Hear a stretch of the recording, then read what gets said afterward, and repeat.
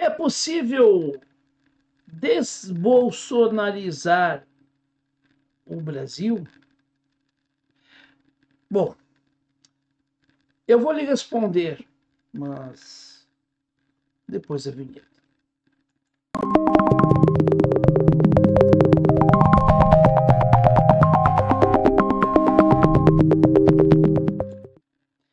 Muito bem, seja muito bem-vinda ou bem-vindo a mais um vídeo aqui do nosso canal, ao Falando de Política.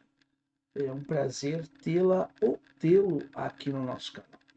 Quero agradecer a você, né, pelos mais de 10 milhões de visualizações que o nosso canal atingiu nos últimos dias e, efetivamente, é você que prestigia o nosso trabalho.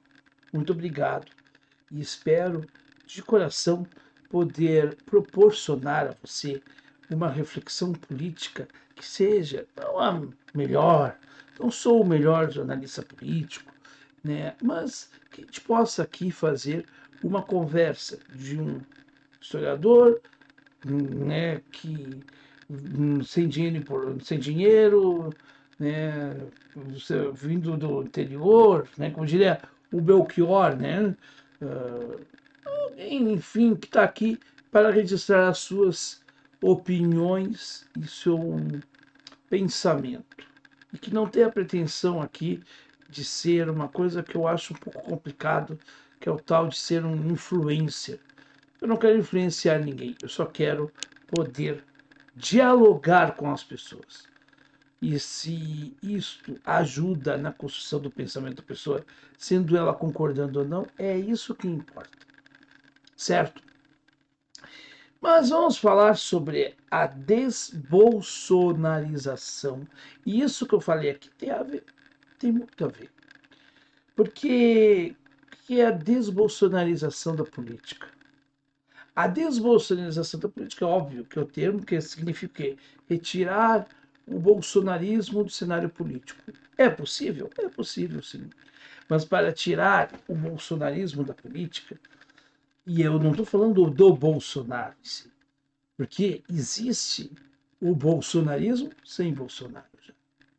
É preciso retirar o que dá força para o bolsonarismo, que é o lulismo, que é o petismo. O lulopetismo é o que sustenta o bolsonarismo. E efetivamente a gente precisaria superar não um, mas os dois. Quando eu dizia lá atrás, no processo eleitoral, que não bastava simplesmente vencer Bolsonaro, era preciso dizer o seguinte: vencer o Bolsonaro é uma etapa, mas não basta só vencer o Bolsonaro. Por quê? Porque Lula venceu o Bolsonaro, ou melhor dizendo, Bolsonaro perdeu para ele próprio e deu espaço para Lula, mas as coisas continuam do mesmo jeito. E de mal a pior. Por quê? Porque não se venceu com um projeto, se venceu com medo, se venceu com coisas que não acrescentam. E aí a gente começa a entender o seguinte, que o bolsonarismo ele é um processo de esvaziamento do pensamento político. Ele é, né, ele nasce como concepção, embora não tenha teóricos do bolsonarismo, embora não tenha intelectuais, e talvez o intelectual que teria seria o pseudo, né, e já falecido, o porno filósofo, como dizia o Marco Antônio Villa, o Olavo de Carvalho, mas, enfim, não tem nenhuma corrente de pensamento bolsonarista. Mas existe, no sentido filosófico, no sentido teórico, mas existe sim um pensamento de reacionarismo que se identifica com os approaches do Bolsonaro, com as falas histriônicas de Bolsonaro, e que se identificou com o lavajatismo, que exerceu o papel de um antipetismo. E aí é um antipetismo que é assim, eu sou anti-PT, mas eu coloco qualquer coisa no lugar do PT. Esse antipetismo, por exemplo, não me serve. Porque eu sou crítico do PT, eu particularmente. Mas eu nunca fui antipetista no sentido de ser alguém que colocaria qualquer coisa no lugar do PT. Ou tem que ser alguma coisa com qualidade ou não tem. Porque para mim tem que ter qualidade. E é por isso que eu escolhi. Eu escolhi Luiz Helena, Plínio de Almeida Sampaio, o Ciro Gomes enquanto eleitor, porque eu não iria votar jamais no Bolsonaro, e não votei mesmo. Jamais voto num sujeito desequilibrado e mau caráter na última potência como o Bolsonaro. Um sujeito que faz o que faz, né? Fez o que fez aí, e ainda, né, ajudou e contribuiu na morte de 700 mil brasileiros. Votar num sujeito como esse? Obviamente que não, né? Fora que ele é um golpista. Eu sou um democrata, jamais votaria num golpista. Mas assim, gente, a gente precisa entender e compreender que superar o bolsonarismo é também superar o lulopetismo. E aí eu penso que quem se identifica como esquerda no Brasil, ou centro-esquerda, deveria se desgarrar, teoricamente, a meu ver, é uma opinião minha, você pode concordar ou não, mas enfim, se desgarrar do lulismo. Mas isso é um processo muito difícil, porque há grupos que conseguem se separar e se desgarrar do lulismo, fazer a crítica à esquerda, ao lulismo a certo ponto, e depois retomam. É o caso do pessoal. O pessoal né, nasceu com uma crítica ferrenha e profunda ao lulismo em 2005, que hoje faz parte da base desse governo que está aí.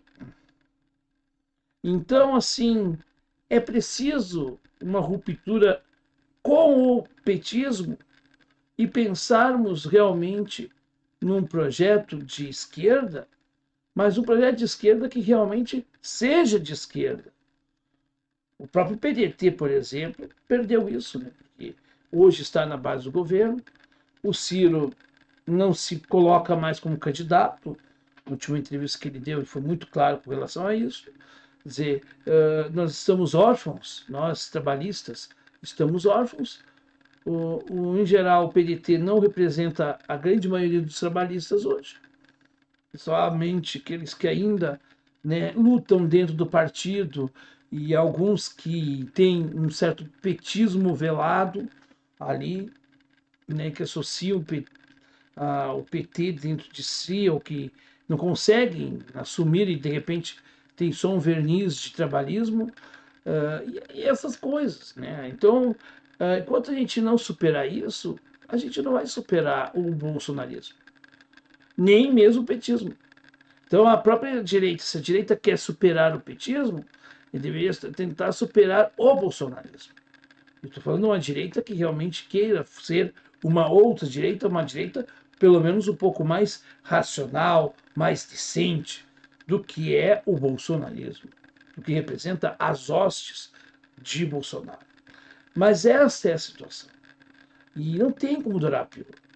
E efetivamente é óbvio que a gente aqui é um perdedor no processo eleitoral. É óbvio que aqui a gente não vai ganhar nada.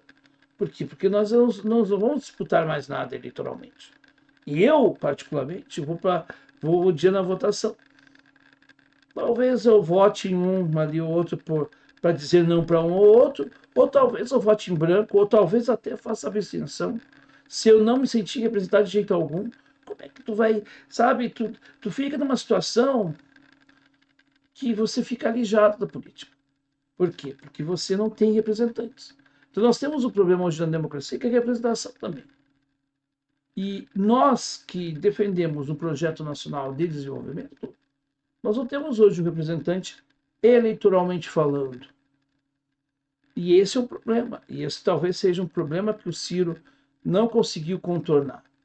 Muito habilidoso, muito importante, tem uma fala impoluta, é um homem sério.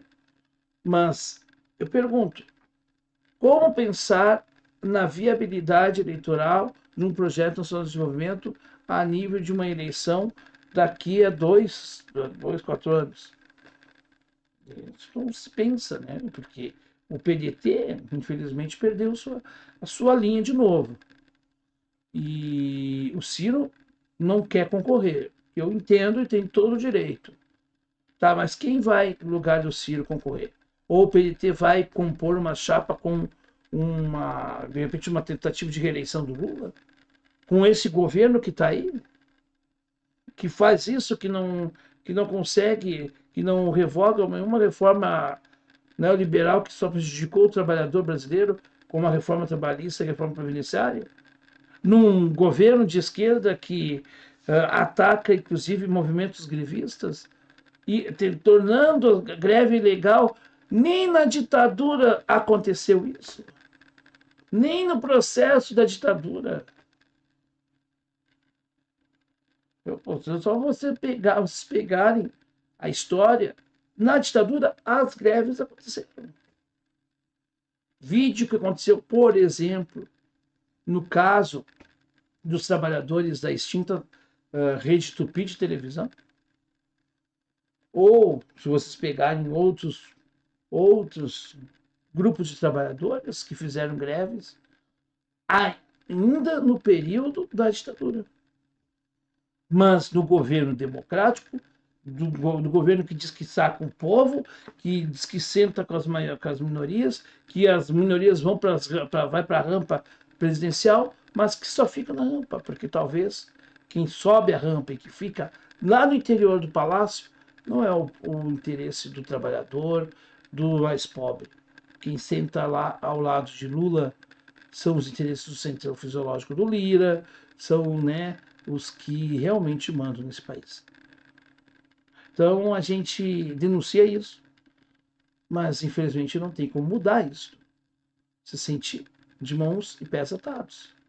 É um desabafo esse vídeo, mas eu precisava falar sobre isso. A desbolsonarização da política brasileira deveria passar por uma despetização ao mesmo tempo, juntamente. Pensar numa alternativa ao contrário do que é o bolsonarismo. Eu sempre disse, e vou sempre defender, a mim não me representa a luta só contra o Bolsonaro. Me representa também a luta contra o Lula. Porque o Lula foi o criador do Bolsonaro. O Bolsonaro é somente um subproduto do PT. Mas enquanto a gente não olhar para a raiz, para o X da questão, vamos fazer como aquele cachorro que corre atrás do próprio rabo e nunca sairá do mesmo lugar. Infelizmente. Mas é o que a gente pode dizer neste canal. E aqui a gente vai falar isso. Por quê? Porque o bolsonarismo neste canal tem vez.